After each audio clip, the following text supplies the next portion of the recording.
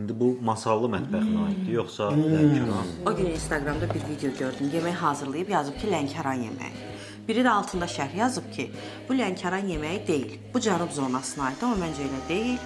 Bu Talış mətbəxinə aiddir. Çünki cənub zonasında elə rayonlar var ki, Talış deyil. Düzdür, Cəlilabadda da məsəl üçün yeməklər var ki, hansı ki elə Talış mətbəxindən gəlib, amma Cəlilabadda da onu hazırlayırlar. Amma bizim evdə heç vaxt qoz küşüsü belə çox populyar olur. Bayramlarda falan da heç hazırlamamışıq. Niyəcə, mən uşaq vaxtı iplə çəkirdim ki, yeni il, Novruz bayramı fərq eləmir olsun, rayona gedim nənəmin qoz küşüsünü yeyim. Nənəmin qoz küşüsü. Yox, Qoz deyirlər deyil, ki, əsl. çox yeyənin bəxti olmaz. Amma mənim bəxtim var. Çünki sən mənim həyat yoldaşımsan. İndi bu masallı mətbəxinə aiddir, yoxsa Lənkəran? O gün Instagramda bir video gördüm. Yemək hazırlayıb yazıb ki, Lənkəran yeməyi.